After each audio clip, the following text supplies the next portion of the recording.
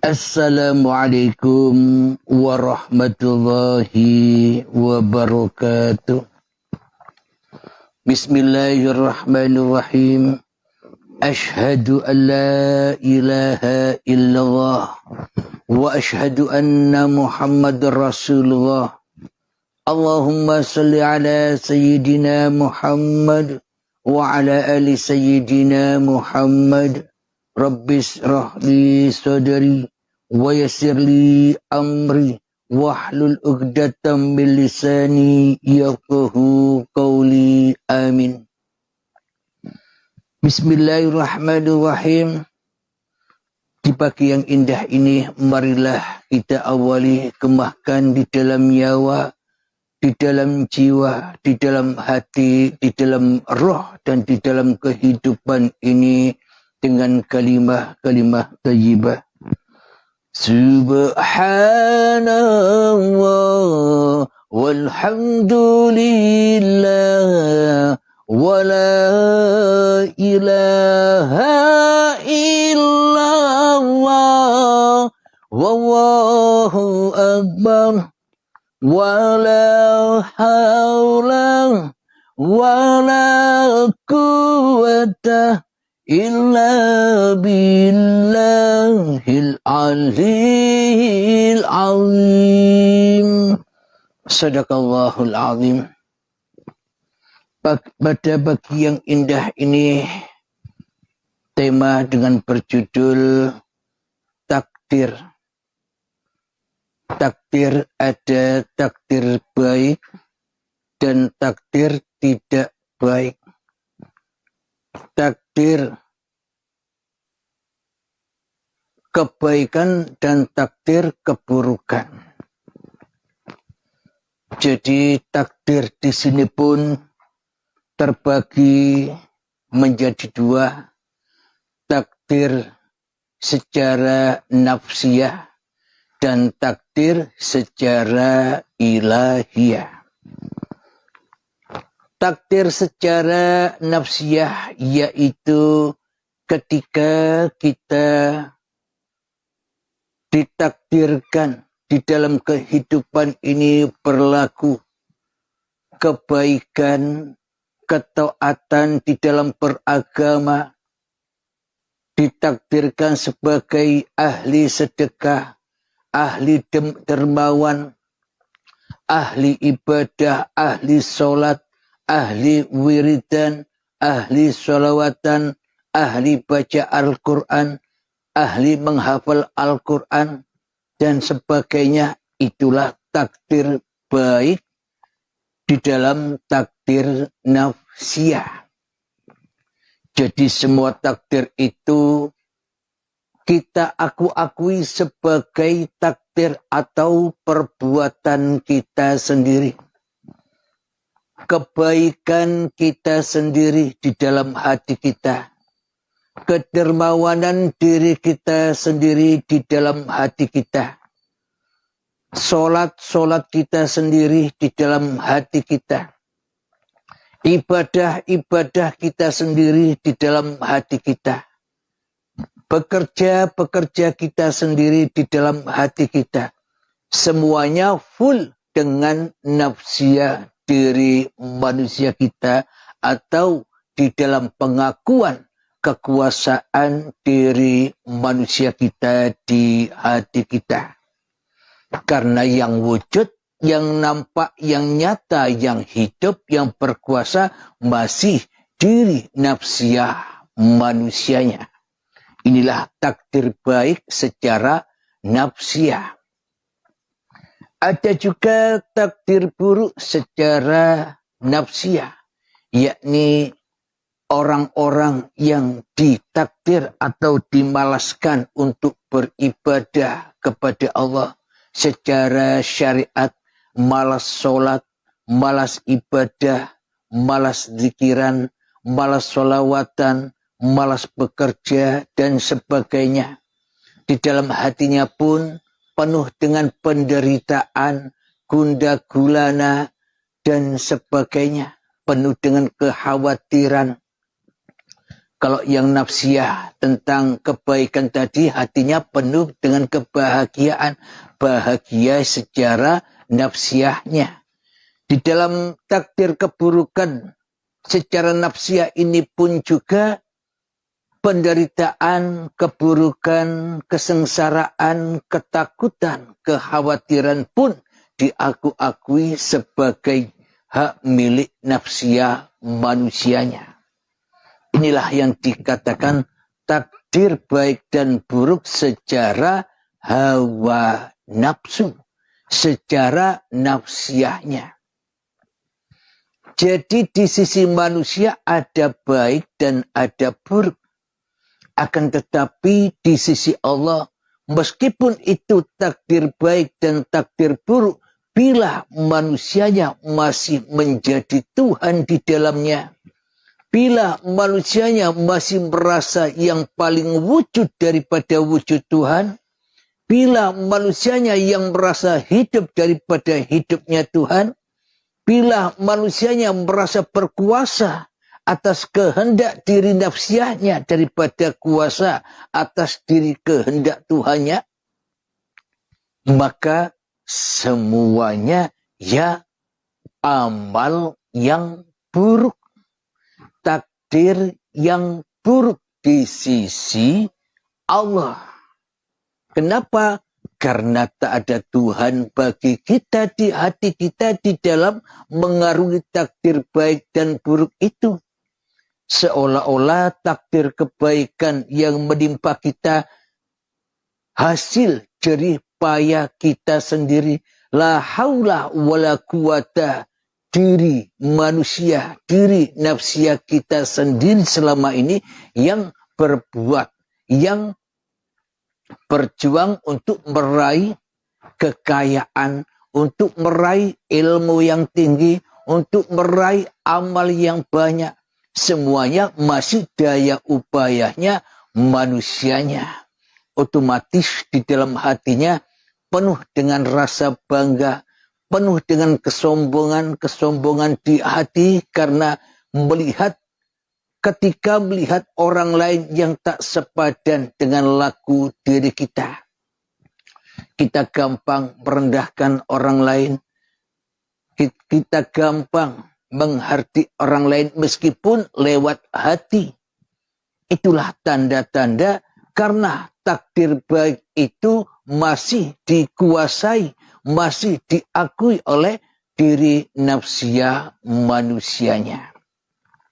Sama halnya takdir buruk itu pun bila terjadi di dalam hatinya tak ada Tuhan yang mentuhani takdir baik dan takdir buruk itu, maka semuanya itu keburukan di sisi Tuhan. Karena seolah-olah manusianya jadi Tuhan atas kebaikannya, seolah-olah manusia jadi Tuhan atas keburukannya. Jadi inilah yang dimaksud takdir secara nafsiyah, takdir kebaikan dan takdir keburukan versi manusia, versi hawa nafsu. Bila di dalam hati kita masih najis, masih dikuasai, masih dirajai hawa nafsu kita, maka bila hati ini najis, maka najislah semuanya. Bila hati kita kotor dari Tuhan, maka kotorlah semua apa yang dilakukannya. Alhamdulillahirabbil alamin. Kemudian takdir secara ilahiyah di sisi Allah. Ketika manusia sudah rela, ketika manusia sudah ridho kembali bertuhankan hanya Allah di dalam hatinya, yakni la ilaha illallah, pasti takdir-takdir yang terlewati bagi manusianya, baik itu pun takdir baik, kebaikan atau takdir keburukan, bila manusianya sudah bertuhankan kepada Tuhan yang berkuasa atas diri manusianya, maka sudah tak ada baik dan buruk lagi di sisi manusianya, akan tetapi semua sudah kembali kepada lillahi ta'ala yang berkuasa atas diri manusianya. Maka dari itu teraplikasilah Inna Allaha ala kulli syai'in qadir. Sesungguhnya Allah berkuasa atas segala sesuatu, baik itu kebaikan di sisi manusia ataupun itu keburukan di sisi manusia. Jadi itulah takdir baik ataupun takdir buruk yang menimpa manusia, yang mana manusia sudah selamat dari takdir-takdir yang dilewatinya, karena takdir semuanya dipersembahkan, dipulangkan, dirojiunkan kepada lillahi ta'ala. Jadi manusianya sudah tak terkena bahaya lagi dari takdir kebaikannya, bahaya kesombongan, bahaya kebanggaan, bahaya merasa mulia daripada yang lain, sudah tak bisa mendatangi manusia yang sudah kembali kepada Tuhannya, karena hatinya sudah bersih dari, sudah suci dari kemanusiaannya.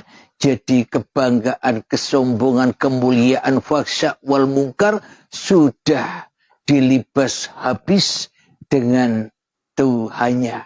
Maknanya hatinya selalu bertumpu kepada kekuasaan, bertumpu kepada kodok dan kodar Tuhannya, kodok dan kodar uripe Allah.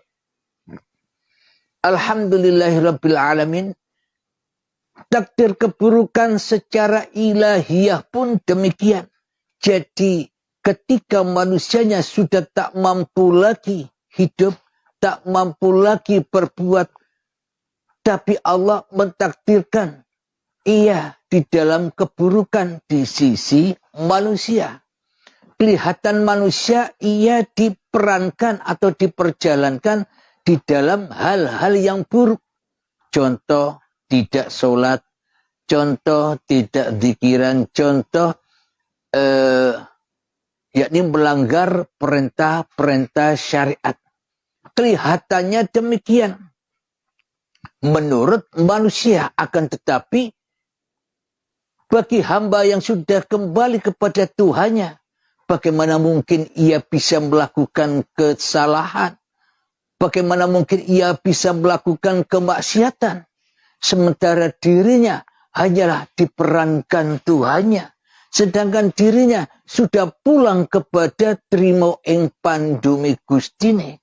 Jadi perbuatan baik atau buruk pun sudah tak kuasa ia lakukan. Karena itulah semua pulang kepada Tuhannya sebagai penguasa dirinya. Jadi manusia-manusia inilah yang selamat dari perbuatan baik dan buruknya. Karena ia sudah kembali kepada ayat Wallahu khalaqakum wa ma ta'malun. Allah lah yang menciptakanmu dan Allah lah yang menciptakan seluruh perbuatanmu. Hati sudah kembali kepada lillah. Terus kadang ada pertanyaan, bagaimana mungkin bila ada orang yang berbuat maksiat, di dalam hatinya ia selalu memulangkan semuanya kemaksiatannya kepada Allah. Contoh, aku tidak sholat secara 5 waktu karena aku sudah ditakdirkan begini oleh Allah. Aku tidak ibadah, aku tidak zikiran karena aku sudah ditakdirkan begini oleh Allah. Ini salah paham. Coba kita pahami. Bagaimana mungkin kita bisa meninggalkan sholat 5 waktu? Bagaimana mungkin kita bisa meninggalkan ibadah-ibadah? Bagaimana mungkin kita meninggalkan zikiran, sholawatan, berderma dan sebagainya? Sementara kita sudah tidak ada. Bila masih ada pengakuan di dalam hati kita, aku begini kan karena aku ditakdirkan begini. Aku tidak sholat 5 waktu karena aku ditakdirkan oleh Allah tidak sholat 5 waktu. Ini salah paham. Kebanyakan manusia yang salah paham memahami tentang ilmu ketuhanan sehingga manusianya lupa kepada Tuhannya hingga manusianya jadi Tuhan sendiri. Karena salah memahami. Jadi dibuatnya alasan-alasan ilmu hakikat makrifat itu untuk kemalasannya, untuk sholat 5 waktu. Untuk kemalasannya, untuk ibadah. Untuk kemalasannya, untuk bakhil kepada sesama. Untuk medit kepada sesama. Aku medit, aku bakhilkan karena Allah. Karena Tuhan yang membuatku bakhil, yang membuatku medit. Ini salah paham. Bagaimana mungkin kita bisa melakukan tidak sholat, tidak ibadah, melakukan bakhil, medit kepada sesama, bila Anda masih ada. Bila Anda masih ada, itu kan perbuatan Anda. Itu kan perbuatan kita. Bila masih ada aku, diri manusianya di hatinya. Jadi Allah dibuat aling-aling atau dibuat tebeng bagi iman hawa nafsunya di hatinya. Jadi ini orang-orang yang salah memahami. Ya kelihatannya Allah, tapi Allah yang mana? Bila di dalam hati masih ada aku, diri manusianya yang merasa diperjalankan Allah, berarti kan masih belum makrifat. Berarti kan masih belum mati, belum berbaiat. Karena manusianya masih jadi Tuhan yang merasa dijalankan Tuhan. Jadi bagi manusia yang sudah sampai kepada Tuhannya, manusia sudah tak mengaku-akui lagi apa yang diperbuatnya.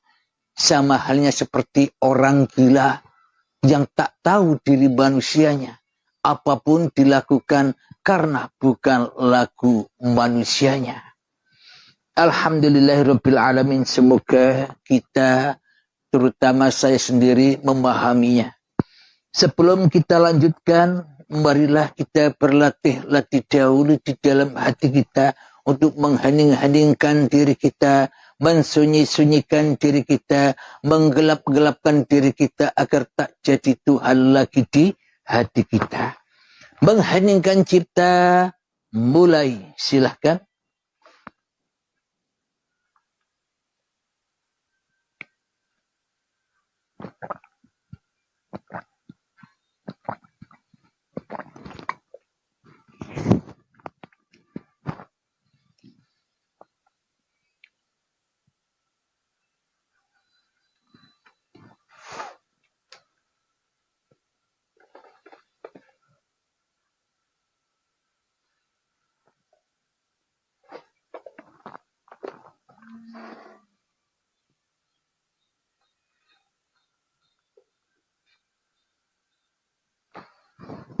Mengheningkan cipta selesai. Alhamdulillahirabbil alamin. Mari kita buka Al-Qur'annya di surat Al-Furqan. Ayat pertama sampai ayat yang ketiga. A'udzu billahi minasy syaithanir rajim. Bismillahirrahmanirrahim. Tabarakalladzi nazzala al-furqana ala 'abdihi liyakuna lil 'alamin nadhira.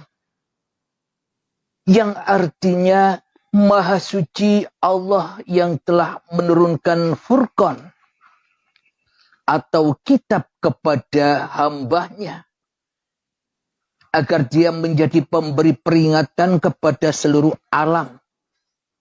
Jadi di artinya sini, di terjemahannya, Tafsirannya, Maha Suci Allah yang telah menurunkan Furqan atau Al-Quran kepada hambanya, dalam kurung Muhammad, agar dia menjadi pemberi peringatan kepada seluruh alam, jin dan manusia. Ini makna secara syariatnya. Akan tetapi makna secara hakikatnya adalah Maha Suci Allah yang telah menurunkan Furqan kepada hambanya. Jadi siapakah hamba Allah? Apakah Nabi Muhammad saja? Hamba Allah adalah seluruh manusia yang dikehendaki sadar akan dirinya. Itulah yang dimaksud Muhammad Rasulullah, menjadi Rasul-Rasulnya Allah. Di dalam kehidupan kita ada para alim ulama. Itulah penerus-penerus para nabi. Al-ulama'u warasatul anbiya. Orang-orang yang selalu mengingatkan, mengajak pulang kembali kepada Allah. Itulah ulama warasatul anbiya. Para habaib, para kiai, para alim ulama yang kita kenal semuanya menjadi Rasul-Rasul Allah untuk mengajak, menyadarkan manusia kepada jalan Tuhannya. Agar dia menjadi pemberi peringatan kepada seluruh alam, jin dan manusia. Makna jin dan manusia itu hawa nafsu yang selama ini kita jadikan Tuhan. Lanjutan ayatnya, alladzi lahu mulkus samawati wal ardi wa lam yattakhidh waladan wa lam yakul lahu syarikun fil mulki wa khalaqa kulla syai'in faqaddarahu taqdira. Yang artinya yang memiliki kerajaan langit dan bumi, tidak mempunyai anak, tidak ada sekutu baginya dalam berkuasa, dan dia menciptakan segala sesuatu lalu menetapkan ukuran-ukurannya dengan tepat. Ayat yang selanjutnya, وَاتَّخَذُوا مِن دُونِهِ آلِهَةً لَا يَخْلُقُونَ شَيْئًا وَهُمْ يُخْلَقُونَ وَلَا يَمْلِكُونَ لِأَنفُسِهِمْ ضَرًّا وَلَا نَفْعًا وَلَا يَمْلِكُونَ مَوْتًا وَلَا حَيَاةً وَلَا نُشُورًا.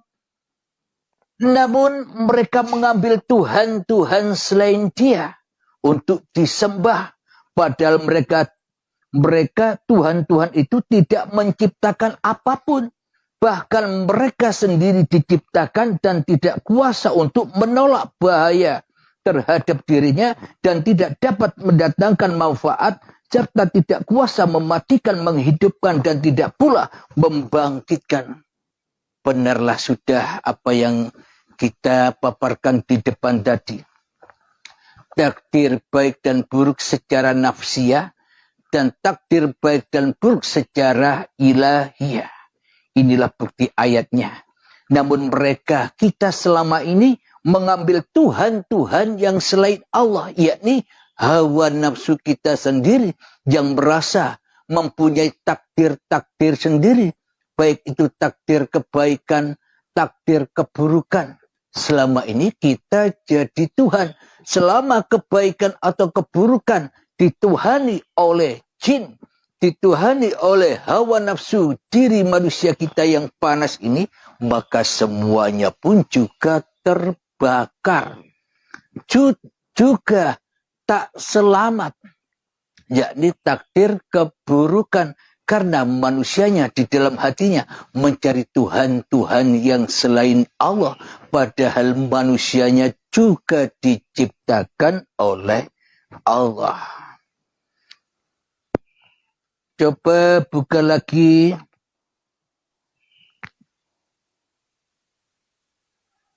di dalam surat At-Talaq.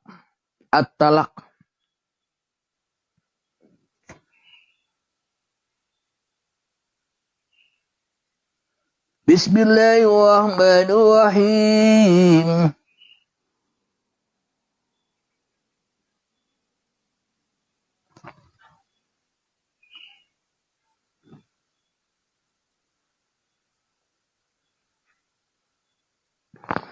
فإذا بلغن أجلهن فأمسكوهن بمعروف أو فارقوهن بمعروف وأشهدوا ذوي عدل منكم وأقيموا الشهادة لله ذلكم يوعد به من كان يؤمن بالله واليوم الآخر وَمَنْ يَتَّقِ اللَّهَ يَجْعَلْ لَهُ مَخْرَجًا.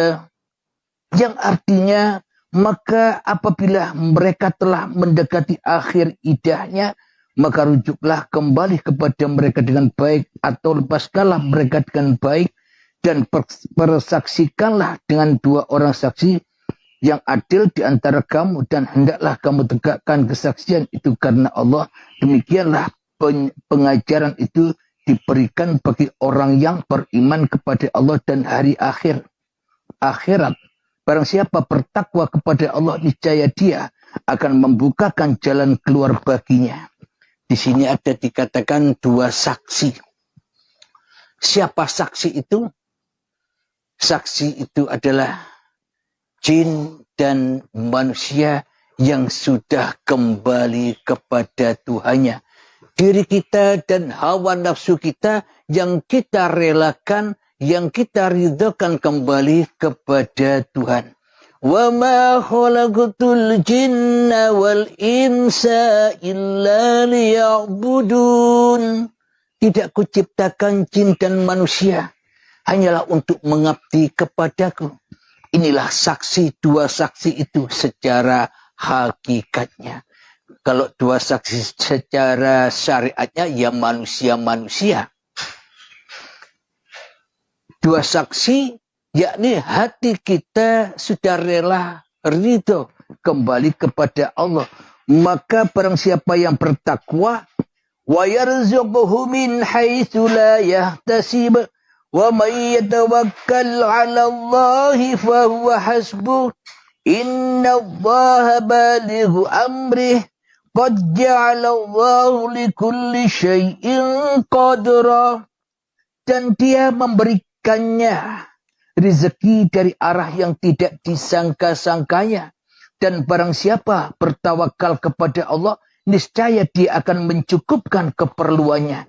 Sesungguhnya Allah melaksanakan urusannya. Sungguh Allah telah mengadakan ketentuan bagi setiap sesuatu. Subhanallah, sadaqallahul azim. Itulah yang dikatakan takdir di sisi ilahiyah, takdir baik dan takdir buruk. Selalu di dalam ketakwaan hamba-hambanya dengan saksi manusia dan hawa nafsunya dikembalikan dengan rela dan ridho lewat pintu baiat kepada Tuhannya. Agar apa? Agar menjadi orang-orang yang bertakwa. Agar apa? Agar dicukupi segala kebutuhannya, segala keperluannya, agar dijaga manusianya dari fahsya wal munkar. Alhamdulillahirabbil alamin. Semoga saya khususnya dan semoga kita semua sama-sama disadarkan oleh Allah Subhanahu wa taala sebelum ajal menjemput. Amin ya rabbal alamin. Sebelum kita akhiri, marilah kita kemahkan salawat dalimin taf'ul bala. Allahumma salli ala sayyidina Muhammad wa asgili zalimin bizalimin wa akhrijna min bainihim salimin wa ala alihi wa sahbihi ajma'in. Alhamdulillahi rabbil alamin. Allahumma ya qadiyal hajat, Allahumma ya mujibad da'awat, Allahumma ya rafi'ad darajat, Allahumma ya muhillal muskilat, Allahumma ya syafiyal amrat, Allahumma ya kafiyal muhimmat, Allahumma ya dafi'al baliyat. Allahumma akhtim lana bil iman, Allahumma akhtim lana bil islam, bijahi sayyidil mursalin rabbana atina fid dunya hasanah wa fil akhirati hasanah wa qina adzabannar wa sallallahu ala sayyidina Muhammad wa ala alihi wa sahbihi wasallam walhamdulillahi rabbil alamin. Akhir kalam, assalamualaikum warahmatullahi wabarakatuh.